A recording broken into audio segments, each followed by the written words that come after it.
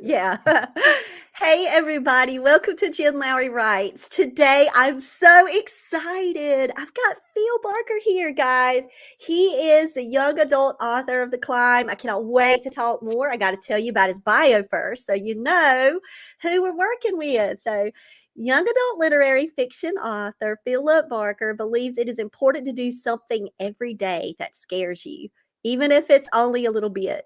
It means you're pushing yourself to experience new things.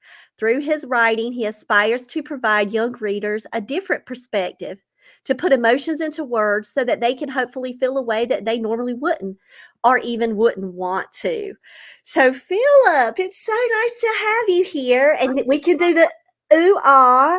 So, look at Climb, guys. Look how beautiful this cover is. Like, amazing. Absolutely gorgeous. Phil, hey. Hello.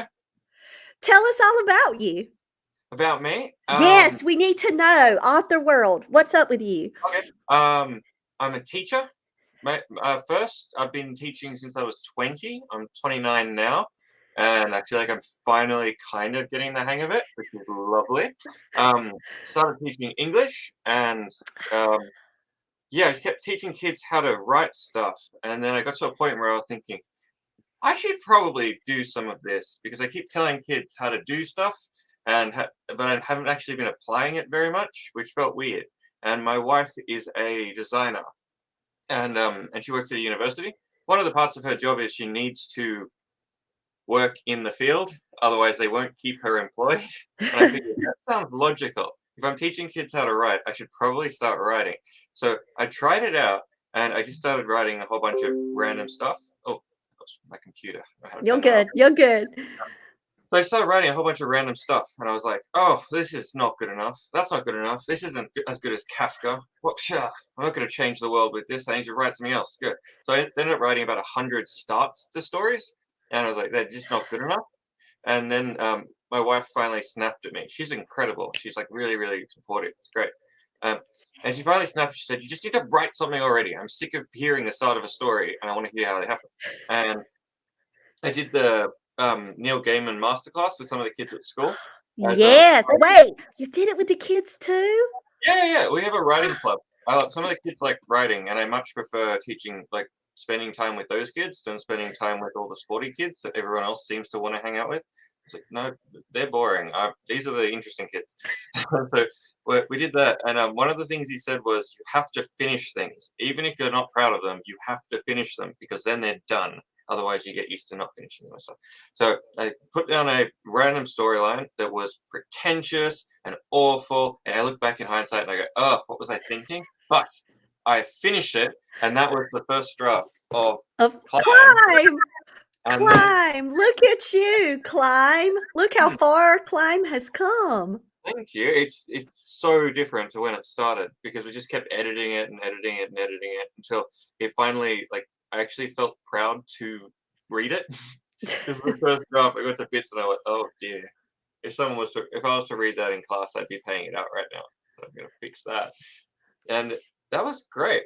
I don't know where I was going with that original point, but that was But fun. it's a good point to make because you did a quality check. You said, could I read this aloud to my students Mhm. without cringing or hiding under the desk, right? Because okay, I'm a teacher too. So Yeah. like how much we would get it if we shared something that was not to their liking. They would just tell us straight up.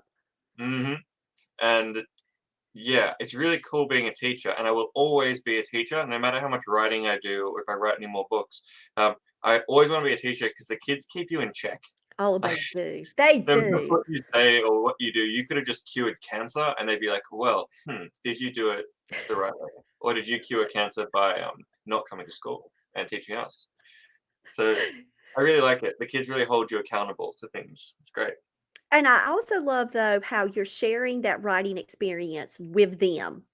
Mm. And it's not just about, okay, I'm teaching them some things. Now I've got to apply it because you're a model. Like, have you thought about your modeling and how you're that role model for kids? No, but now that I do think about that, I'm terrified, and I'm going to start micromanaging everything I do. Right, great. Um, Oh, damn. Okay. I've never really thought of it that way. That's going to be an Y interesting thing on Monday when I go into school and actually look at if the kids actually copy me. Is that a good thing or a bad thing? but they've seen that you've overcome that beginning first steps of, "I had 100 things Yeah. that I felt were not good enough, but because I had this courage and this perseverance to not give up on a dream, I found the one that could matter, that mattered in that space, which was climb." Um, Arguably, I wouldn't actually. I'd say that I forced myself to finish this one because one of the things I learned while I was writing it is that nothing you ever write will be good the first time.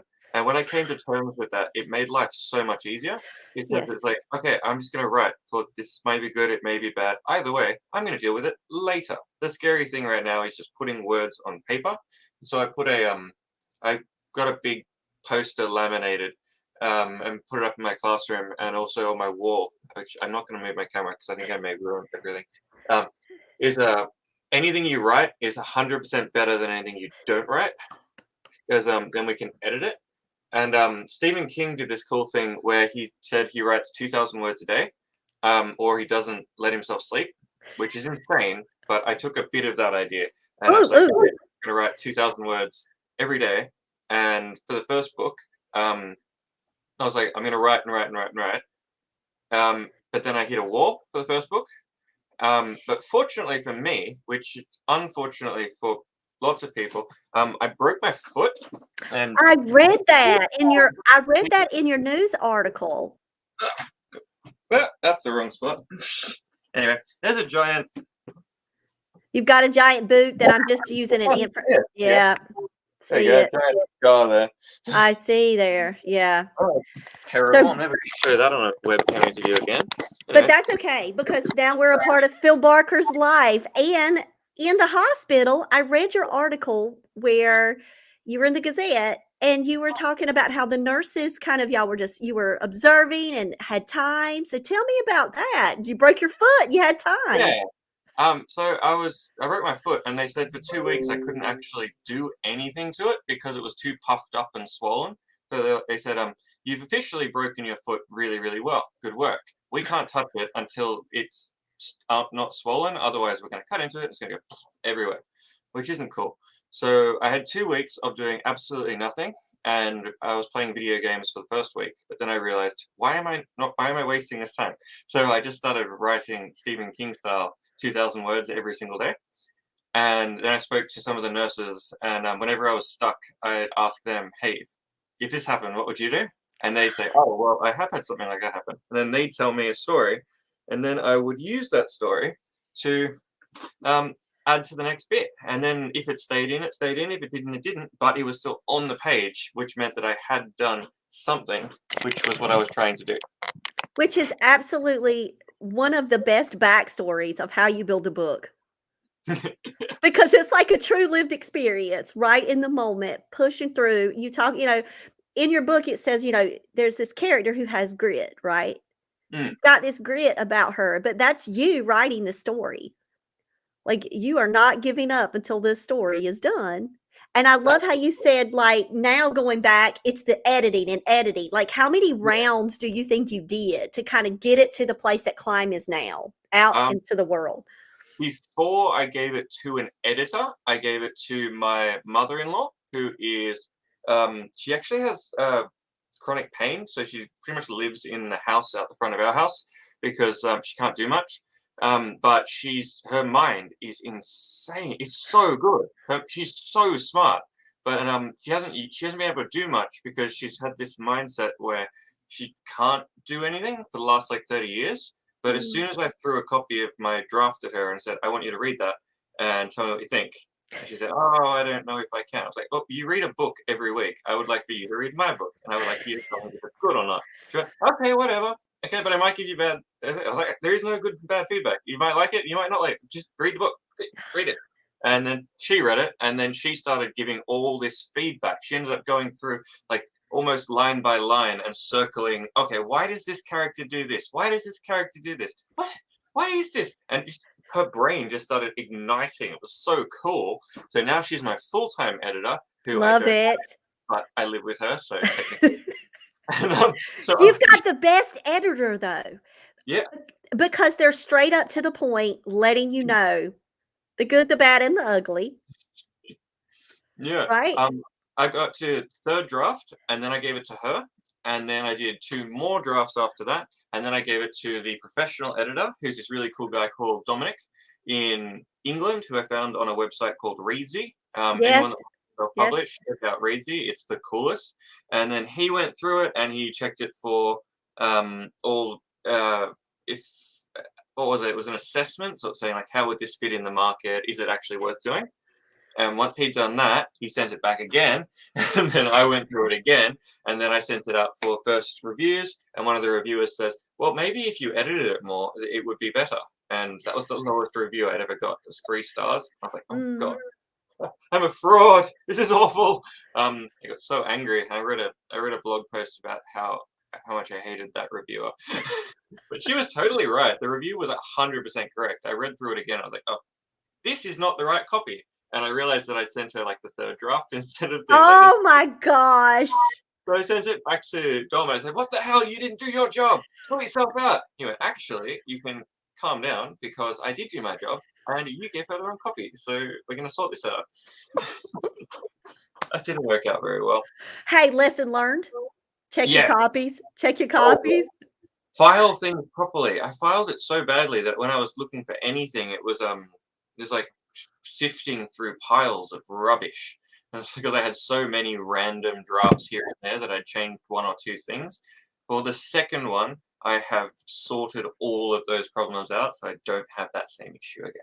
Yeah, I do it by date. I actually add dates Mm. to my files so that way I can look on the last date like that I've done it because I'm like you feel I have so many that I'll Yeah, just keep saving it and I'll get lost and I don't want to send an old one. So I'm definitely like naming it insane things yeah. and then putting dates beside those insane names that I've named it like Mhm. really. But so I just heard something. You said now that you've on the second one Oh, the second that one's written. you whoa, Uh, it's written. Oh yeah, my gosh, y'all, listen look to at that. this. Oh, there it is. I see it. Ooh, look at the process. Look at his notebook. These are all notes from my editor, which was my mother-in-law. Because Love I gave it. this one, I knew what I wanted to do roughly. These are still more notes from her. She went crazy with this one because it's I a bigger absolutely story. love it. Love it.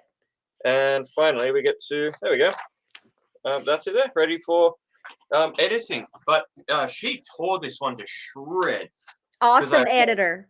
yeah, I applied the same Stephen King method again, and it was also that trying to find positives in really really horrible times, and it was during the COVID lockdowns, and we didn't have it quite as severely as you guys did in America. I'm so sorry to bring it up in a like a No, that's trivial, fine.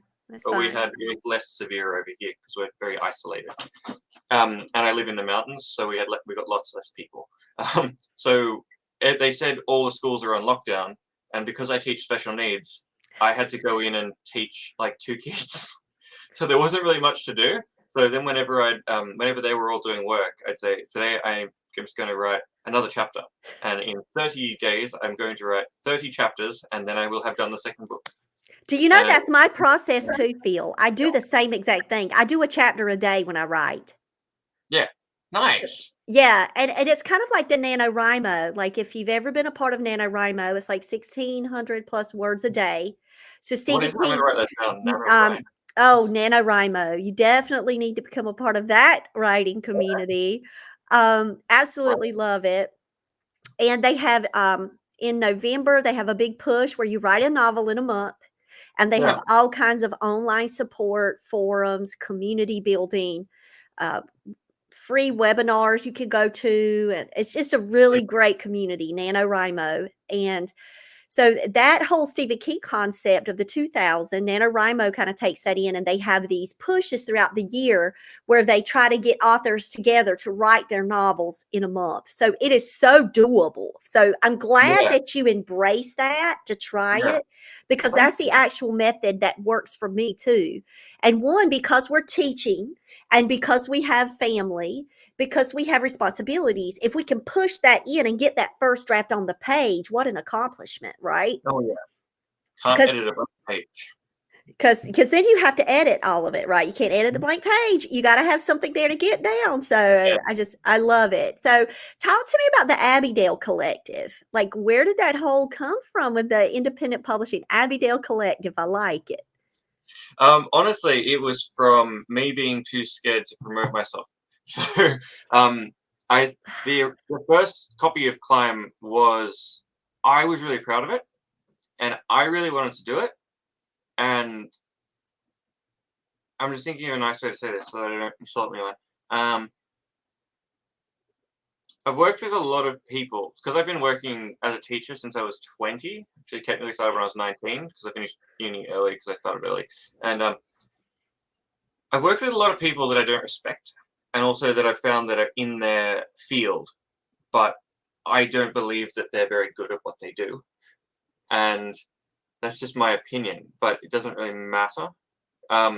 However, this is my book, so it does matter.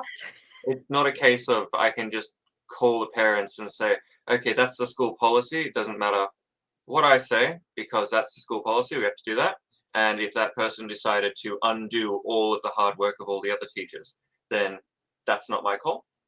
But now it is because it's my book. So Yeah. I don't want someone going through and changing everything I like about my Right. book. It was kind of like a bucket list item. I just wanted to have a book that I could look at on my bookshelf and say, I wrote that book. And And it was done in your way and your control and all through your steps and your yeah, editorial process. You could take what you yeah, needed or yeah, you could yeah, decide not to take yeah. it. Yeah. So I needed that first. Is it good enough? So I sent it to Dom, who was the editor in England. I said, okay, is this good enough for me to actually edit?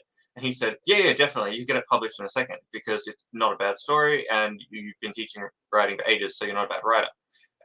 But so I wanted to do it myself so that not only could I have control over it, I'm not just a control freak. There are more other Well, reasons. no, there are positive I also benefits of wanted, having self-publishing because of that sense of that control and that outlet. So yeah, so it's not like control in a negative way, but it's control in a positive way for your business. oh, hopefully. It's also I wanted to tell the kids because we keep doing the writing club. I want to tell them why you should either self-publish or publish through a publisher. And if I'd self-published it, I could then say, okay, this is all of the rings I had to jump through in order to get to this stage. This is the amount of money that it ended up costing me that I stole off my wife that she will find out about at some point. And that'll be another. Maybe at the end of this show because I'm not editing anything. So she's going to find out like in 30 minutes, maybe. Oh no. Brace yourself, Phil. Also, things like Kat Churchill, the illustrator. Love it. She is incredible, and I knew an illustrator, and so I was like, why would I want a publisher to go and potentially make a terrible cover if I have an illustrator friend who knows the style, knows we've been talking about the book for over a year every time we went climbing, so she gets it. I love her style, and it's kind of like the grungy Australian feeling that I want, which she's really amping up for the second book. We were talking about the illustrations the other day, and there was also just like little design things we wanted to do. Like I wanted to have little notes in it. Yes, I love it. And you can go to the look inside on Amazon, guys, and you'll be able to see some of those notes. I love it. Yeah, and because it's story first and rock climbing second. Whenever there was anything that was rock climber-y, just so that people didn't lose track of what's going on, they just got like little pictures. But I realized that if I went through a publisher, they might say, well, it's good that you think that, but we think that if you just put a vocabulary at the start, that might be better. But which you did. You did have your glossary. You do have a rock climbing glossary. we have a rock climbing glossary. That was originally actually we were meant to have the glossary it will be in the second one. We wanted to have kind of like a. Have you read How to Train Your Dragon? I've not read it, but I've seen it. The books are incredible. You should check it out. I actually have a copy here. It took all 10 seconds for me to get it. It's really cool because throughout the whole book, it's written and then it has like little scribbles by the author. Love it. Love it. That explain stuff. It's kind of like the author is going through and writing their own notes. Middle grade's amazing. I'm telling you, I love the style. I Yeah. love it. And I wanted to have all of the terms next to all of the sections. Like she's like Ashley, the main character, has gone through and screw all the definitions for anyone that doesn't understand it. But then we realized that putting that together with the Ingram Spark book builder was too hard. And then Kat got quite grumpy with me because she'd already written all of the annotations. So for the second edition, we found out how we can put those back in, and we're able to actually have it in the official how we want it to go. And back on the Abbeydale Collective thing, I did not want to promote myself because I thought that would make me look like, and I'm not sure if I'm allowed to say this word, I hope so, a wanker, because I just constantly saying, check out more of my stuff, how Yeah. cool am I? And in Australia, we tend not to do that very much because of our English heritage.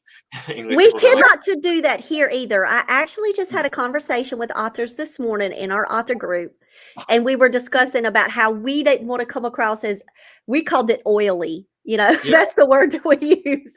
Just like, here's me. So, oftentimes we will uplift all of the authors around us we're secretly without we want to have our. without even promoting ourselves at Oh all, yeah, right? We just like yeah, uplift everybody, and then yeah, we just like, well, we've got a bunch of books out too, but we don't really talk about us at all. So we have to find a balance, yeah. That you makes sense. know. Yeah, so we were actually talking about that today, Phil, about that's kind of the part about the author world, the business of authorship that is very difficult to navigate. Mm-hmm. Like, of course, writing the book is hard. Going through editing is hard. I'm not saying any part of it's easy. Like the interior formatting and figuring out your platforms, all of that is difficult. Yeah. But then when you get the book out there, it doesn't stop. Mm. That makes sense. Oh, and before I went on my tangent, the main thing I wanted No, to mention was there's no way that I could make this book on my own. Like, it's not Philip Barker's book. I didn't want to put my name on the front cover. I wanted to put like 10 different people, but then Pat said that I'm not allowed to, and I should just put my name.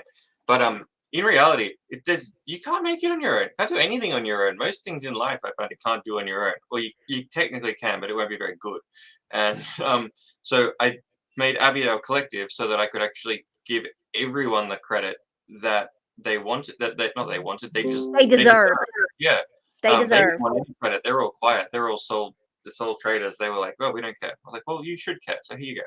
So we made Abigail Collective so that I could promote it easier without stressing about looking like a tosser, but also so that I can give the credit to people who deserve it, which is if you go to the website, one of them is Meet the Crew, and it has Yes. everybody there and links to all of their. If you want to hire them, if you want to meet them, if you want to do any of that, if you like the art style of the book, you don't need to go through me. You can just go and talk to Kat. It's on the website. It has a link to her website as well. If you want to see all the cool stuff, if you want to see if you want to work with Dom, it's on the website. Go work with Dom. He wants more people to. He wants more stuff to edit. He loves editing. The other people we had were we had a we have Helen, who is my editor, who's my mother-in-law. She's on there. Everyone that helped work on the book is on there, and if yeah, we should share that with everyone, shouldn't we? Yes, we should. And your website is phenomenal. That was a guy called oh no, I forgot his name because I haven't worked with him in 6 months now. An incredible Well, website editor, and Ron. His name was Ron. Yes. so Ron And, did Ron and you did an amazing job at yeah. designing that and just making it feel like just an extension of the book. Like Oh, it's just, amazing! Thank you. yeah. And I got on there, I was checking everything out, and I was like, look at all these people. Look at who you're honoring. Like I had to know the story about the collective because, and I love to hear that feel Mm. because you've recognized that your authorship is not something you do alone. Oh God, And no. that's going to help you through every single book, Yeah. regardless if, you stay with the path of self-publishing, if you decide in the future for traditional publishing, it's all a collective. It's all, it is. It's a beautiful concept though, because Yeah. that's what we are. We're a working body, working on the same goal, working on the same vision, is to put out books that really do matter and can help, like you said, that emotion, that experience, that thrill in a clean setting that could be put out there, like in a grade 8, or could be put in a bookstore, and you could be proud of that. Like, talk to me about the bookstore thing, because I got to ask you this before we sign off. Like, how Oh, was that approaching bookstores for the first time? absolutely terrifying. Possibly the most terrifying thing I've ever done. Actually, no, recording the audiobook was the most terrifying thing I've ever done in my entire life, including breaking my ankle. I would rather break my ankle again than do the audiobook again. Because you were nervous about about it recording and actually setting up the requirement standards, or just Oh your no, voice? Like, my stupid voice. I was like, who would want to listen to me? And also, listening to your amazing accent now. One of the characters is American, and he's from Texas. And I tried to do a oh embarrassingly bad American accent. I just went, no, I'm stopping now. I'm quitting while I'm ahead. I'm going to I just re-record those chapters so that I don't insult an entire country, and then I'm going to start again. And yeah, just it's not my thing. I don't normally do it, but it's that whole pushing and trying new stuff, which I realized at that point maybe I was trying too much too quickly. So I started doing smaller increments every day. Like I'm going to record. I'm going to look into um, what are good things that voice recordings do, and that instead of getting straight into it. So for the first like 2 weeks, I made a list of stuff I can do every single day to like build up my mm, confidence. And then I was good. doing with my I ended up buying a professional. Yay! And then I realized that it's too good, so it keeps picking up all the birds outside. So I ended up building a little like under the stairs of my house. I ended up building a shady little like Harry Potter-esque cupboard under the stairs room where I can record, and I covered all the pillows and the walls and all of that, and I could record it in there, and that was cool. Except it overheated after about 5 minutes. But So other than that, so you got a chapter in sweating and then got out of there so you could breathe and live. But you know, there again, just yeah. like you are out there researching and trying it. So when I read back on your bio, Mm, Philip Barker believes it is important to do something every day that scares you, even mm, if it's only a little bit. mm. You live by that, Phil. Yeah, but the other thing is I do a lot more than the average person because I have ADHD, so I can't stop. I'm quite jittery, in case it's not clear. Um, so if something's not working, I'll just like, no, it's not working. Do something else, and I tend not to get too down on myself. So that's another gift that I've been given. And like in an average day, people will say they'll do this amount of stuff, and they'll say, "Oh, what did you do, Phil, yesterday?" And I'll start listing off the 10 things I did in the morning before I even really left my room, and like, "Oh, wow, you're insane." Really? I But don't it's a know. gift. It is a gift. Yeah. It is a gift, and it is creative, and you are creative, and I Thank am you. just so I look happy. forward to reading your book. Huh? Say it again. I look forward to reading your books as well. Yay! Thank you, thank you. I know that for you, teaching, family life, now the book, second book out. You got to hop back. I know we're busy, but when you get that second book going, you got to get back on the show and tell us like lessons you've learned the second go around. Oh, thank you so much. If you'll And have me. how all yes, I'm having you again. So just email me when you're ready, and we'll plan another. And guys, we'll actually plan it on the correct time zones. So my Friday is his Saturday, and we won't make that mistake again, Phil. So you guys can infer on this is our second attempt at doing this interview. So thank you, Phil, for all of that Thank you, Jen. understanding. But guys, Phil, where do you live out on social media? So if people want to Um, contact you, I know that you've got the collective, the Abbeydale Collective online. Your website's amazing. Your book's yeah. on Amazon and all where books are sold. So I'm going to put those links. But are you out on social media much where people could follow you? Yes, I am, but I need to change my name. I'm not sure how to do that because it's not technically my name. It's my old uni name. So it's uh, can I like make it? Can I type it somewhere so it pops up on the screen or something? Oh my goodness. If only we could. Go ahead and put it That'd be into cool. the private Oh, chat and then we I know. can share it out. Maybe we can do it I that can way. write it on a piece of paper and hold it up. Yes, hold it up. And I I'll be right have that private chat over there. So guys, I will put all of the links below so you'll be able to follow him once we find out where Phil lives out on social media. But guys, I want to tell you how awesome it is that we have a platform where we can sit and fellowship and talk about writing and books all day. And we can just do this through, social media, through Facebook groups, through writing communities, through NaNoWriMo forums. You've got so many opportunities to connect with writers, whether they're in the United States or Australia or New Zealand, like Mark, or just around the world. So, Phil, what you got? We Let's got see it. it's at pbarkey02. Oh, we got it. We're gonna remember that. Okay, guys, you see it? Follow, and I'm gonna Yeah, put it under. And I'm gonna awesome. That's tag you and awesome. introduce you to some of my author friends who are absolutely amazing today, so That'd be you great. can get connected with some more, not just Australian writers, but some people in the US that are just some really great supportive authors working in the YA space. Because do you feel like you're going to always be in the young adult space? Are you going to stay young adult? Are you kind of thinking that some of those 100 ideas go outside of the teenage space? Where are you at with your future thoughts about your space right now? I'm a 29-year-old teenager, so I will always live in the young Why? adult space. Also, Yes, yes. the way I see teenagers is very different to the way other people do. I don't see them as these kind of whiny, annoying things. I think they're actually quite cluey. So I try to present them that way, and I hope that people like the way I present them. If they don't, it's totally cool, and I would love to hear that they don't, because then I'll stop doing it. But I feel like I've got something to offer in that stage for now, so I don't really have any ambitions to do anything else. Awesome. Yeah, YA and middle grades that's my comfort, that's my place. So that's where I love to stay too. So Phil, it was so nice meeting you again, guys. Thank you so Yeah. much for joining us on Jen Lowry Writes, and I hope you guys have a blessed day. All right, Thank bye.